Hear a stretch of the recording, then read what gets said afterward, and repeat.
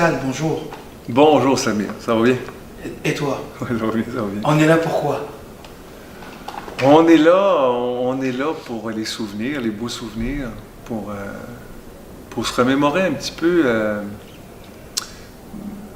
la conquête du championnat canadien de 2013 avec l'équipe de volleyball. Et apparemment, l'attente a été très longue. Oui, ça a été long. Ça a été long, puis quand ça arrive, on se dit, ben finalement, c'était hier. C'est un peu comme aujourd'hui, hein, ça fait déjà plus de 5 ans, mais c'est comme si c'était hier. Ça fait que quand c'est arrivé en 2013, ça faisait 19 ans, parce que la dernière conquête avait été en 1994. La première avait été en 90, qui, elle, avait déjà été très, très longue, parce que c'était le premier titre dans l'histoire du Rouge et Or, donc peut-être une trentaine d'années ou quelque chose du genre. Puis après ça a pris 19 ans, dans lequel le parcours a quand même été, n'a pas été mauvais. On a fait 5 finales nationales dans cette attente-là. Puis 5 finales qui étaient quelques-unes peut-être des déceptions, parce qu'on aurait pu gagner. Tu sais, je pense entre autres en 95, on a perdu en 5-7 là, contre Manitoba. Ils avaient pris leur revanche. On aurait pu gagner cette année-là. Et d'autres années, je pense en 99, où on a fait la finale ici au PES, mais dans le vieux gymnase. Et puis c'était la première fois qu'on accueillait le championnat national pour une série de 3 années. Et puis on avait une équipe plus jeune, un peu, pas complètement en reconstruction, mais il y avait quand même beaucoup de nouveaux. Et puis on ne s'attendait pas nécessairement à faire la finale, tu sais. Et le gymnase a explosé à partir de la demi-finale. Là. Il y avait au-dessus de 2500 personnes. Là, on parle de 2013. Oui, de 99, Qui était dans chez l'attente, nous. qui était chez nous, Peps. Ouais. Et 2013, c'est un peu une revanche sur l'histoire, parce qu'on retourne chez nous. Oui, on retourne chez nous. Ouais. Dans le stade, avec 4000 personnes. Mais avant de parler de 2013, Ouais. comment on passe à travers ce processus? C'est-à-dire entre 94 et 2013, vous faites 5 finales, c'est ça? Ouais. Vous perdez. Comment on se sent durant ce processus-là? Est-ce que... Ah, ben honnêtement, là, j'ai eu un petit peu de tout. Tu sais, je vais être très honnête, là.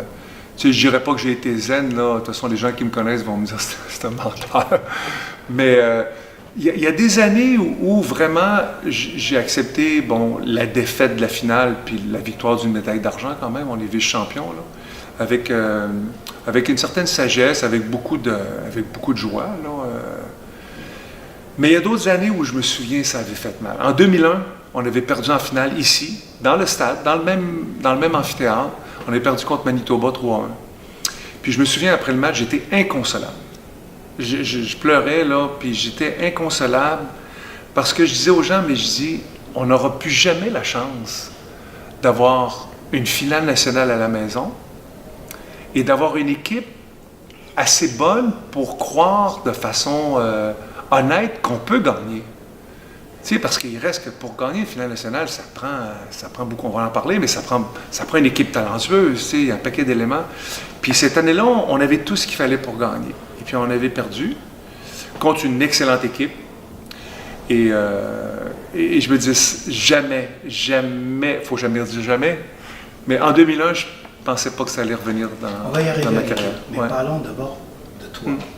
Quelle est la différence entre Pascal Clément en 1994 et la veille de la finale de 2013, en tant que personne? Est-ce qu'il y a des choses que tu as fait différemment? Tout à l'heure, tu as parlé de la sagesse. Ouais. En tant que coach, quels sont 1, 2, 3 éléments qui peuvent expliquer un petit peu en fait, ton processus? Ben, 94, j'étais un jeune entraîneur, baveux, intense. J'étais avec un groupe que je connaissais très très bien, parce que j'avais entraîné l'équipe des Titans d'Imoulou pendant 6-7 ans précédemment, puis j'étais à ma 2e année universitaire, puis le groupe que j'entraînais était un groupe avec qui j'avais remporté plusieurs championnats nationaux au niveau collégial et au niveau junior. Beaucoup d'affinités. Donc je n'étais pas en terrain inconnu avec mon équipe. Puis c'était une époque où on était tellement animé entre autres du nationalisme, parce que, bon, 94, c'est tout juste après le 2e référendum pour l'indépendance du Québec. Il y avait beaucoup de... Tu sais, le Québec était quand même en ébullition encore, là, tu sais, beaucoup de projets collectifs, tu sais, par rapport à la nation. Ça fait que la rivalité anglophone-francophone était au top, là, tu sais. Et au sein de ton équipe, parce qu'il y avait cette... Puis, absolument. Moi, j'avais des joueurs qui étaient très intenses à ce niveau-là.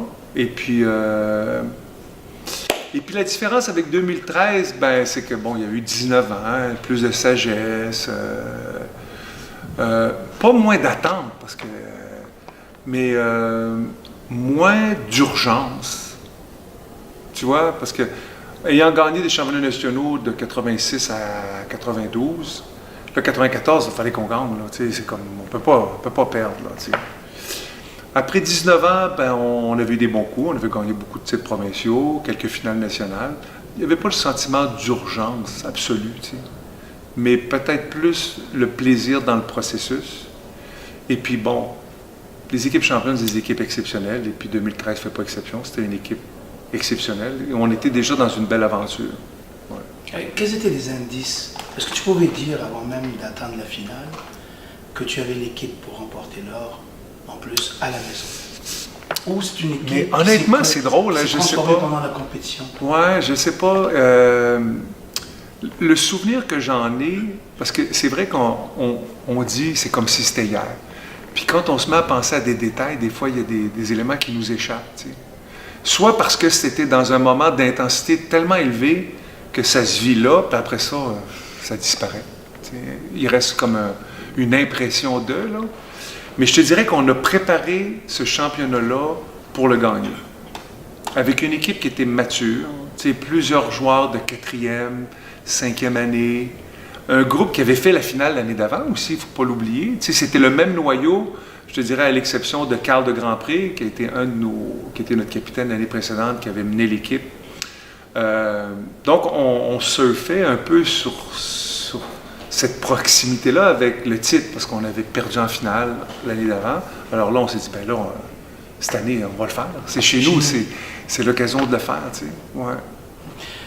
Pour avoir assisté, moi, à ces matchs, de l'extérieur, on avait l'impression que c'était un groupe soudé, très mature, et qui ne voulait pas l'échapper. Non. Moi, j'ai eu l'impression, honnêtement, comme entraîneur du Rougeur, d'avoir vu des athlètes, ce qu'on appelle un dépassement de fonction. C'est-à-dire que chacun jouait son rôle, mais il a fait encore un 20-30% de plus. Ouais. Est-ce que vous, de l'intérieur, vous avez senti cette énergie? Parce que c'est ça qu'on sentait, il y avait une énergie collective exceptionnelle, parce que c'était des matchs difficiles. Oui. Il y avait une solidarité dans ce groupe-là, puis je dirais qu'on retrouve dans des équipes championnes, je pense, souvent. Et même dans des équipes qui nécessairement ne sont pas nécessairement ultimement champions, mais qui ont fait un beau processus, tu sais, qui ont passé proche ou qui ont atteint leur objectif, peu importe. Mais ce groupe-là ils étaient très soudés de par leur vécu. Une équipe qui avait pas que connu la victoire. Je me souviens, dans ce processus-là, on avait été faire un tournoi en Floride où on avait joué contre de très bonnes équipes, dont McMaster. On avait joué Calgary, Manitoba. Et puis, on n'avait pas gagné tous nos matchs, là. D'ailleurs, McMaster nous avait pas mal brassé. On avait perdu le match 3-0 au mois de Noël, en fait, décembre-janvier, là, tu vois. Mais c'était quoi ta question déjà? J'ai perdu le fil. C'est parce qu'il y a tellement de souvenirs. Ouais. On parlait donc de l'énergie de cette équipe. Ouais, la maturité. La maturité. Parce que tu étais en train de dire les indices d'une équipe championne. Comment tu peux les résumer pour que ça profite à d'autres coachs? Quels sont les indices d'une équipe championne? Ou du moins celle de 2013? Ouais. On a parlé de leadership? Oui, de leadership, de transparence dans le processus, dans les communications, dans le fait de sentir qu'il y a une foi dans le processus entre les athlètes et le staff, les entraîneurs et tout le monde. Tu sais, qu'il y a une espèce de foi. Plus que de confiance, parce que ça va au-delà de la confiance. Je te fais confiance, mais la foi, c'est au-dessus de ça, tu vois. Ouais. Et une humilité dans le groupe. Tu vois, on s'était donné dès le début du processus, on s'était donné 3 mots d'ordre. Tu sais, on parle souvent en psychologie sportive, les mots-clés, là. Mais on s'était donné 3 lignes de conduite. La première, j'avais dit aux joueurs, j'ai dit, soyez fiers de votre groupe. Parce que quand vous allez rentrer dans le stade, le jour du premier match du championnat national au PEP, il va y avoir 4000 personnes, vous allez être traités comme des rockstars. Alors, ayez le torse bombé. soyez fiers de ce que vous êtes comme équipe, de ce que vous représentez, du chemin parcouru, parce que c'est pas le temps de plier les chines, c'est pas le temps d'être gêné. La deuxième consigne qu'on s'était donnée, c'était pas de pipeau. Puis ça vient de Raymond Veillette, qui est un préparateur physique bien connu, qui a travaillé avec beaucoup d'équipes du Rougeard. Puis il dit souvent ça, pas de pipeau, tu sais, dans le sens, le gars qui se fait accroire, qui a fait ses 8 répétitions, puis qui finalement en a fait peut-être 7, là, ou qui n'a pas poussé au max. Puis j'avais aimé l'expression. Puis nous, dans cet esprit-là, c'était comme, tu sais, je te parlais de transparence tout à l'heure. Pendant le processus, on ne peut pas se faire de cachette. Il y a quelque chose qui ne va pas, on règle ça. Tu vois, il y a quelque chose que tu n'aimes pas, on règle ça. On n'a pas de temps à perdre avec quelqu'un qui a oublié une paire d'espadrilles avant la finale nationale. Là. Tout le monde, occupez-vous de vos affaires, soyez prêts, soyez autonomes, soyez responsables, soyez honnêtes. Puis tout ça, là, à chaque fois que ça arrivait, parce qu'il y a eu des pipeaux tout au long de l'année, c'est bien évident. Je dis, regardez ça, là, c'est un pipeau. Parce que les 10 minutes qu'on prend avant l'entraînement pour discuter de celui qui n'a pas répondu au questionnaire, exemple, bien, je veux dire, c'est une perte de temps. Puis au championnat canadien, on n'a pas de temps à perdre avec ça.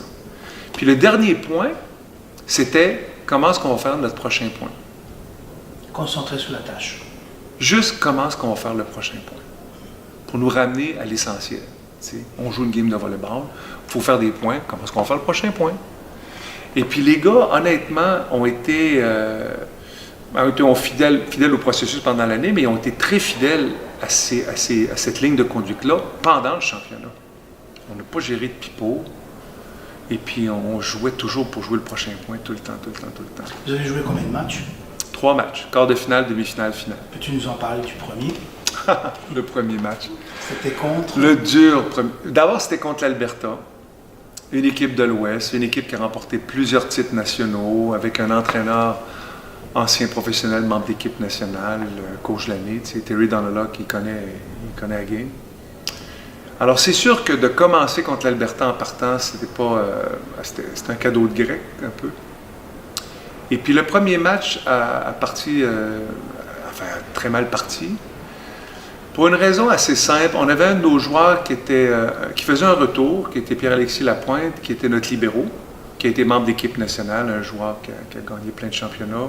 Puis Pierre-Alexis s'était fait opérer l'année précédente, en fin de saison, pour la hanche. Il avait un problème de hanche, une chirurgie quand même importante, un peu comme un ligament au genou, tu ne reviens pas comme ça du jour au lendemain.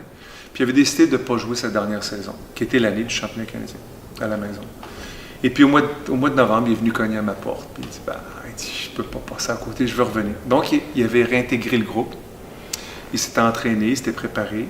Et puis il était en mesure de jouer. Puis il a fait toute la saison avec les hauts et les bas d'un retour après une grande chirurgie, là, avec des blessures. D'ailleurs, en partant en Floride, il s'était blessé au pied. Il n'avait pratiquement pas joué les matchs du tournoi de préparation. Et à la fin du parcours, en février, on le voyait là, que ça commençait à être difficile.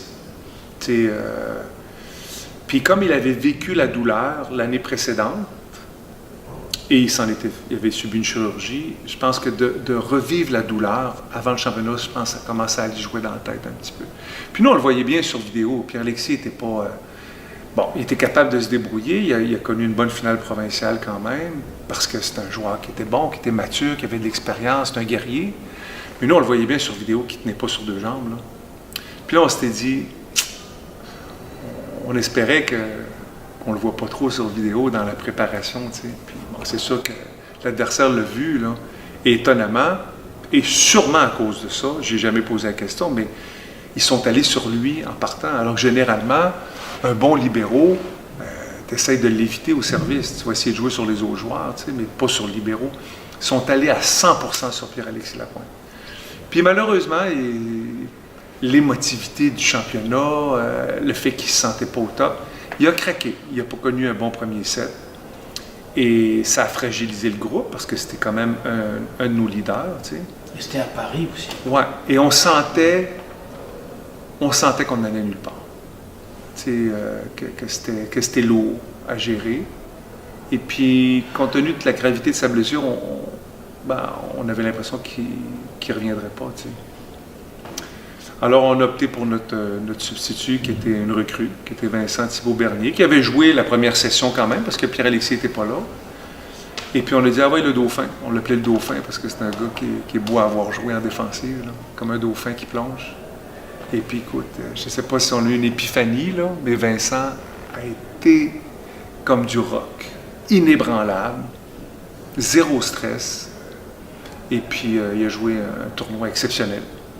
Alors, et ce qui est beau aussi là-dedans, parce qu'il faut rendre hommage aussi à Pierre-Alexis Lapointe, qui nous a quand même menés jusque-là, de par son jeu et son leadership. Mais il est venu cogner à la porte vers 11h, minuit le soir, après le premier match.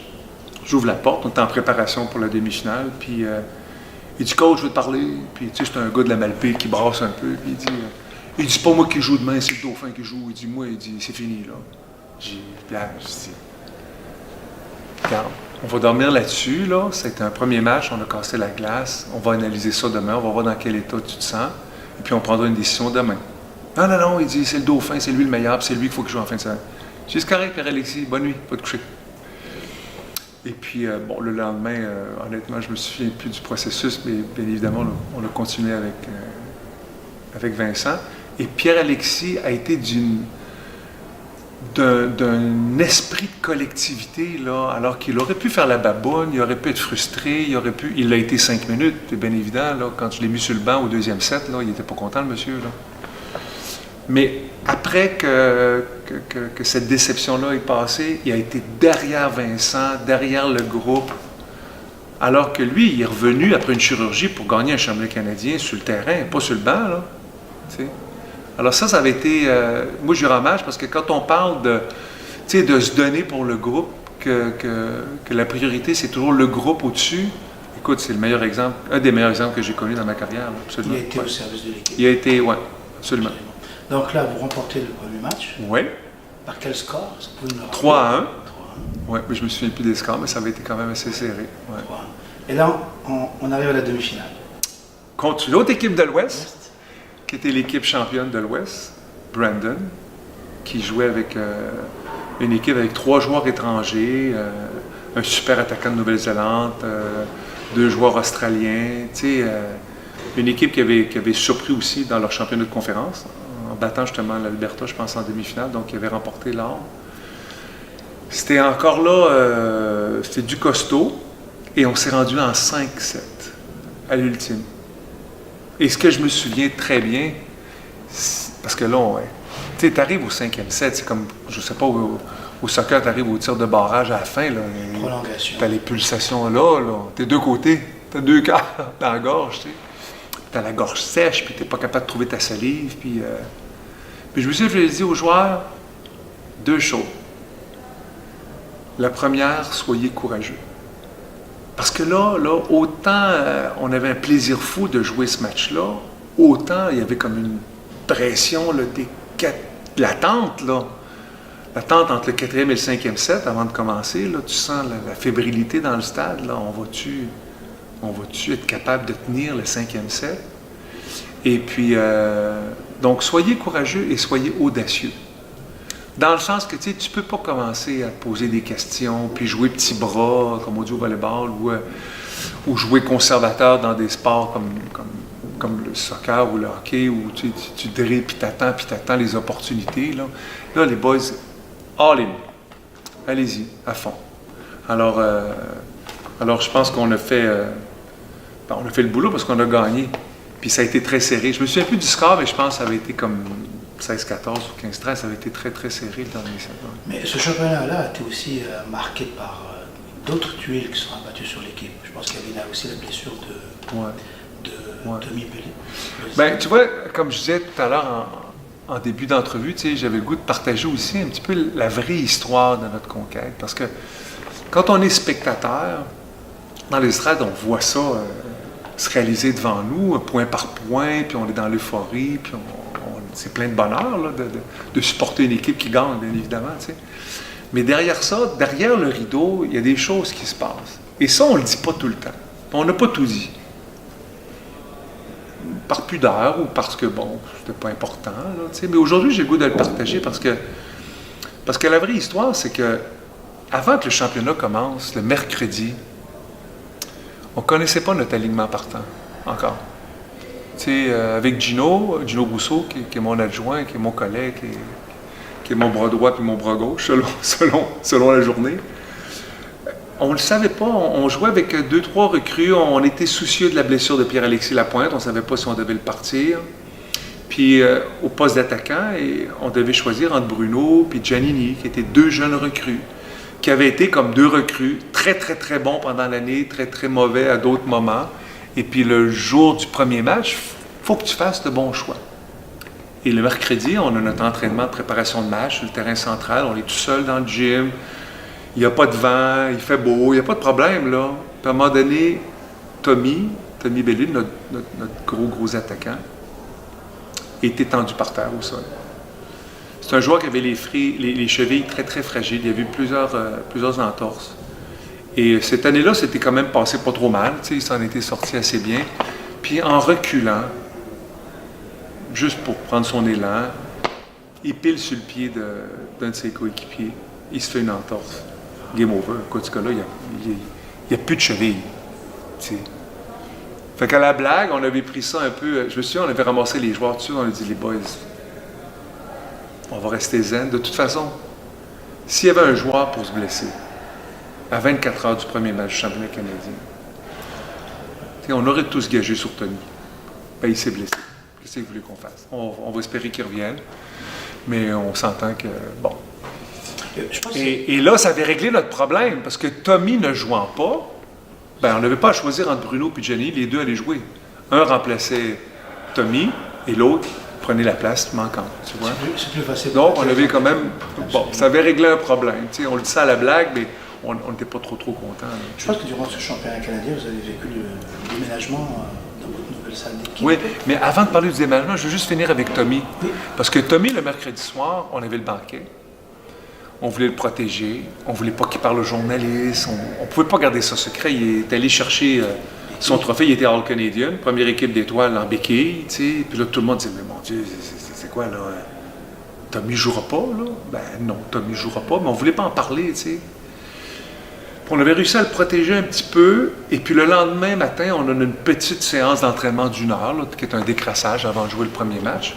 Tommy s'en va faire de la physiothérapie, fait qu'il va rencontrer notre gourou, notre ami Jean-Philippe Boivin, qui était coordonnateur médical, qui nous suivait comme physiothérapeute, et puis qui était notre spécialiste de PCN, là, qui faisait de la magie, qui avait d'ailleurs fait de la magie l'année précédente.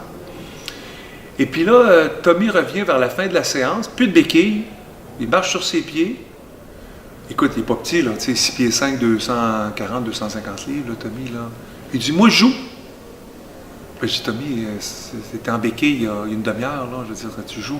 Non, il dit, JP, il a tout arrangé ça, là, ma cheville est propre, elle est correcte, marche, tout est beau. Il a fait cric, crac, croc. Et puis bon, les détails techniques de physiothérapie, je vais les laisser à JP, mais il a fait un cric, crac, croc avec sa cheville, ça a marché, il l'a enligné. Puis Tommy était un bon guerrier quand même, il avait connu la douleur lui aussi par le passé. Alors, il a fait un taping spécial, et puis... Donc, c'est une légende urbaine. Puis là, on est revenu à notre question de départ, avec qui on va jouer. Parce que là, Tommy reprenait sa place, donc il fallait choisir entre Bruno et Giannini. Et puis, on a passé notre affaire, et puis finalement, on est allé avec Bruno, qui a connu, lui aussi comme recrue, une fin de semaine d'épiphanie. Là. Il a joué la folie toute la fin de semaine. Puis quand je dis la folie, mais la folie extrême. Là. Et puis, on l'a pas retenu. On peut dire que lors de ce championnat canadien, toutes vos décisions ont été validées par du succès. Oui. Vous avez pris des bonnes décisions. Oui, on a pris les bonnes décisions. On peut en prendre des mauvaises, mais là, ça marche. Alors, tu vois, je pense que dans la préparation, une bonne décision, quand tu es sous pression dans un championnat national, ben, elle est teintée de connaissance de ton équipe, d'expérience, d'expertise, puis d'un peu de chance aussi, c'est sûr. Là, absolument. Ouais. Alors, parlons de ce fameux vestiaire. Est-ce qu'il a joué un rôle? Ben oui, parce que bon, on a notre propre salle d'équipe. Nous, notre salle d'équipe était dans le vieux gymnase dans ce temps-là. On n'était pas encore déménagé dans le nouveau. Et puis, quand tu es chez vous, c'est ton vestiaire. T'sais. Puis après le premier match, honnêtement, je me souviens pas si ça venait d'une discussion entre le physiothérapeute JP Boivin puis quelques-uns des joueurs. Puis c'est venu d'eux, c'est pas venu des entraîneurs, c'est venu de l'équipe où ils voulaient être ensemble. T'sais. Parce que quand on était dans la salle d'équipe, pour se préparer pour le match, ben, il y en a qui étaient en physiothérapie parce qu'il y avait besoin de taping, il y en a d'autres qui étaient dans une autre salle parce qu'il y avait besoin de traitement. Ça fait qu'on était éparpillés. Puis les gars voulaient être ensemble. Puis on a trouvé, ben, on a dit, écoute, on va transférer notre salle d'équipe dans la salle de physio, qui n'était pas utilisée pendant la fin de semaine du championnat, qui était la vieille salle de physiothérapie, l'ancienne clinique. Et puis c'était juste en face de mon bureau, mon ancien bureau. Fait que c'était super. Fait que là, on avait une immense salle d'équipe.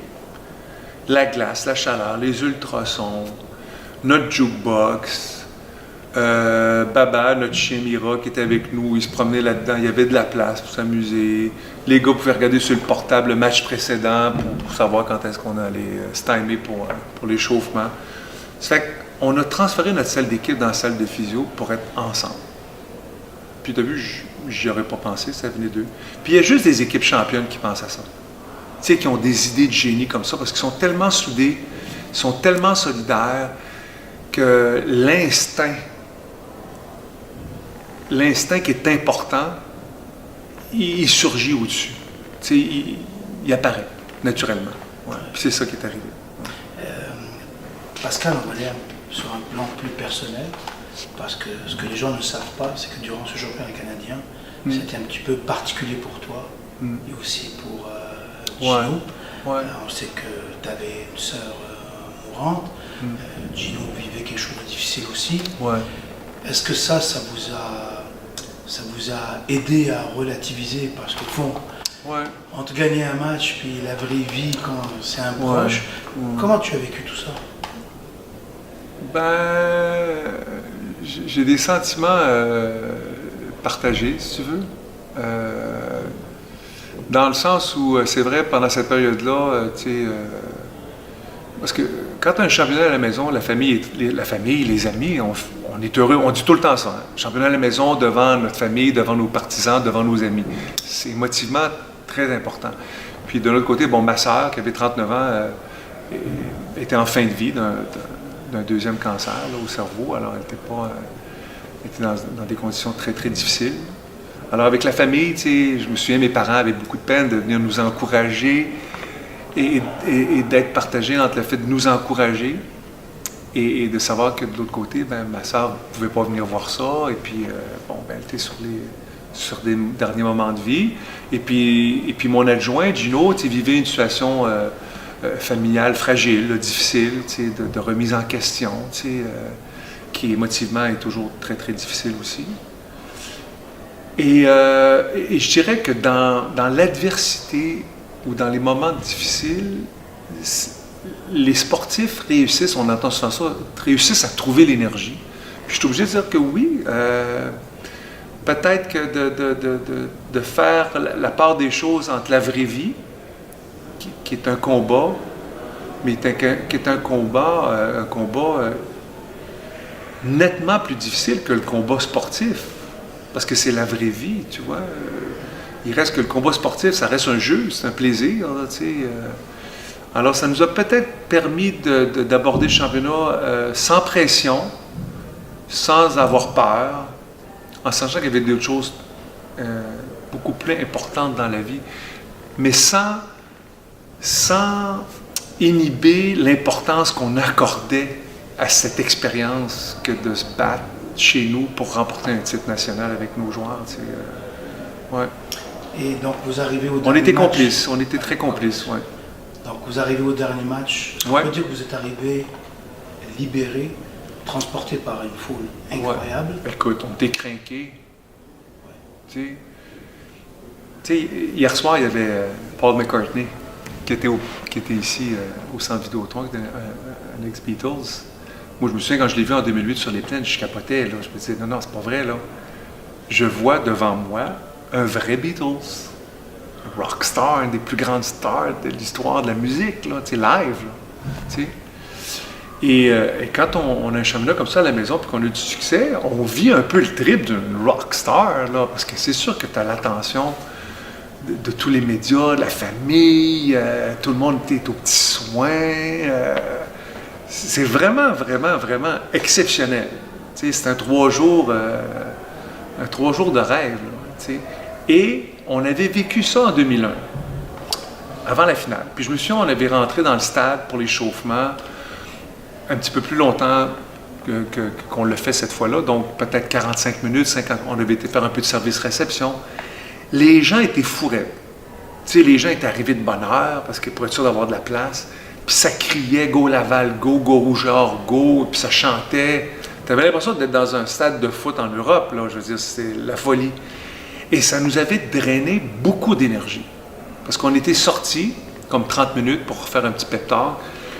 Puis moi, émotivement, là, avant la finale, je me souviens, j'étais brûlé. Fait que, par expérience, on avait dit aux joueurs, on va rester dans notre salle d'équipe de physio plus longtemps.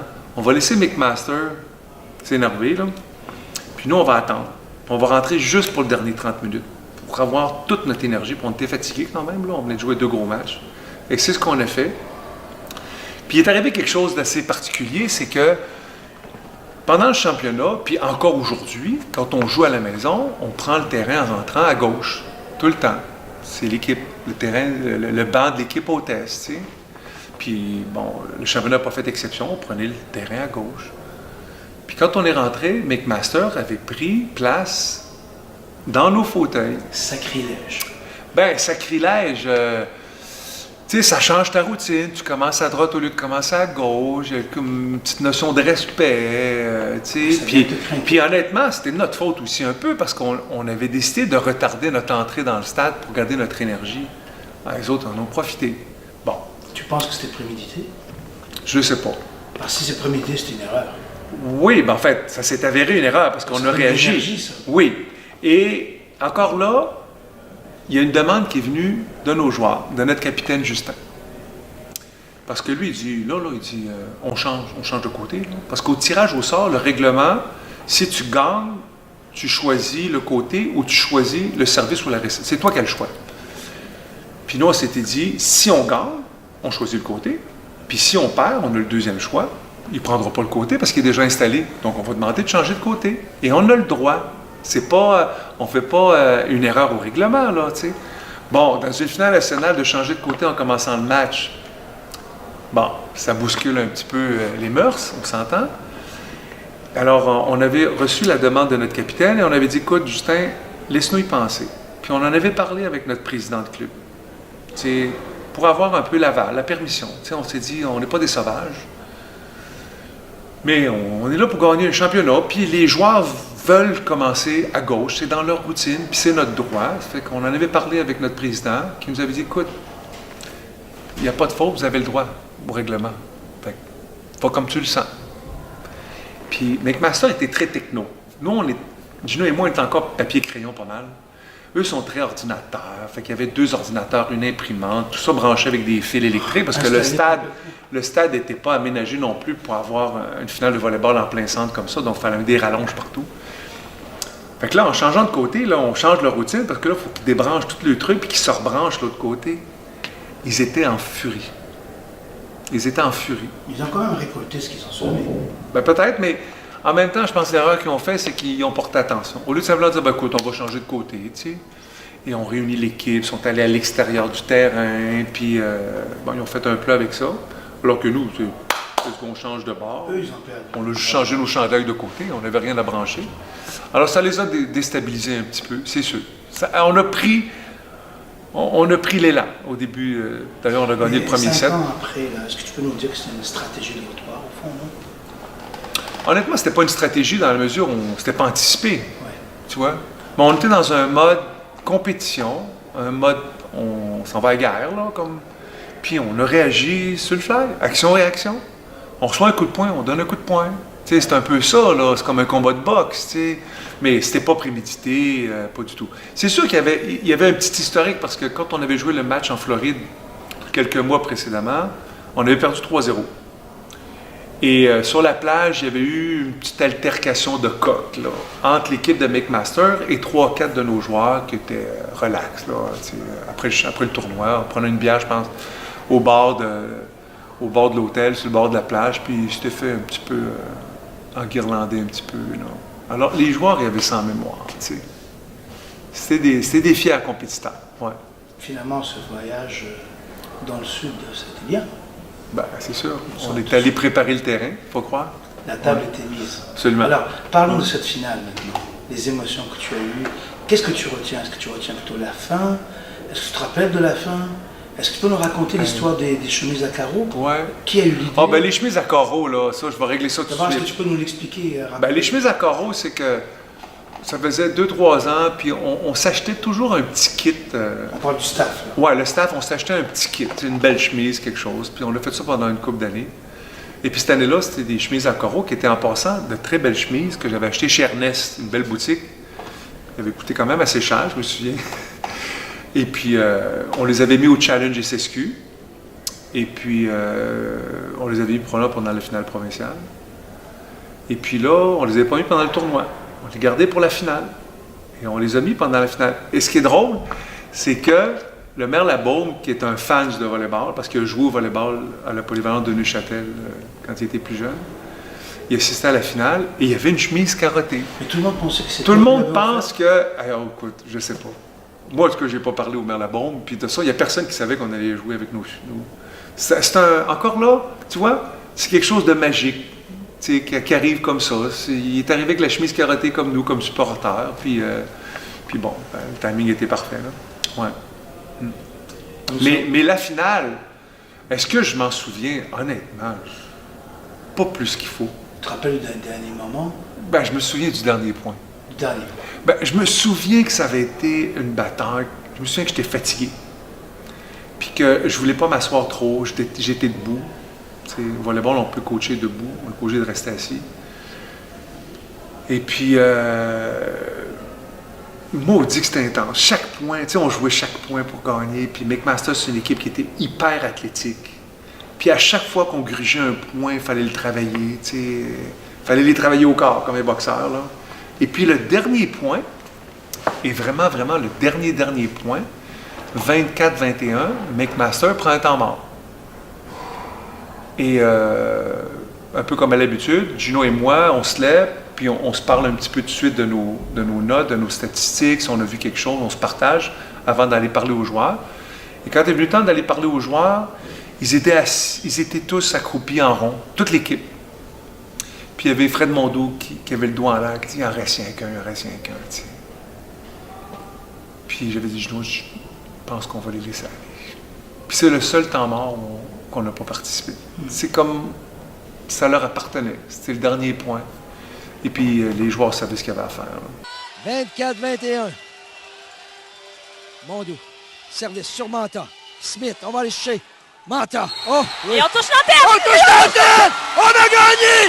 On est champion! On a gagné la médaille d'or! Le Rouge et Or est champion! Alors la foule qui veut l'accueillir va l'accueillir. On a touché l'antenne et le Rouge et Or l'emporte!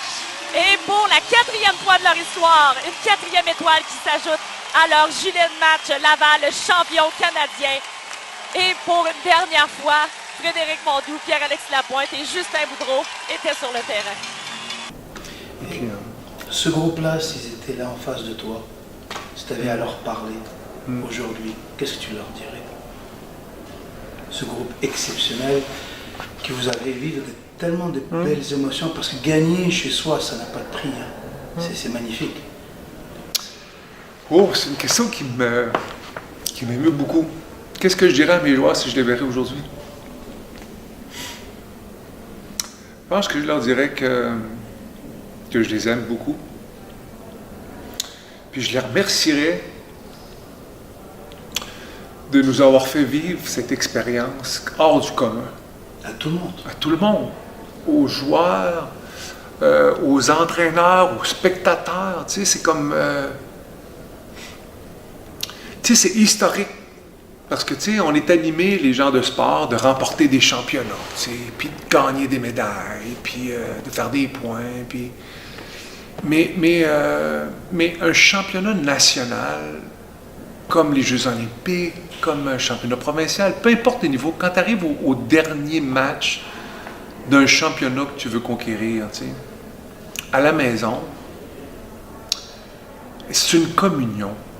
Tu sais, c'est quelque chose de très, très humain qui se passe entre nous et vous, tu sais, et tous ceux qui assistent. Et ça arrive pas souvent. Et ceux qui l'ont fait, c'est les joueurs.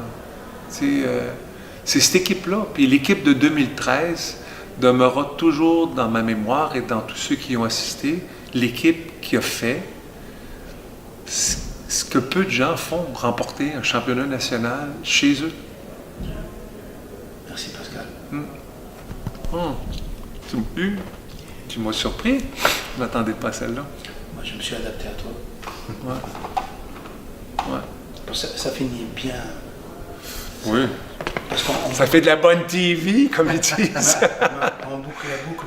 Ouais, on boucle Parce la que boucle. moi, j'essaie d'imaginer c'est mon coach qui nous parle, puis après, à la fin, il s'adresse à nous, parce que tu parles d'eux, mais à la fin, c'est à eux que tu parles.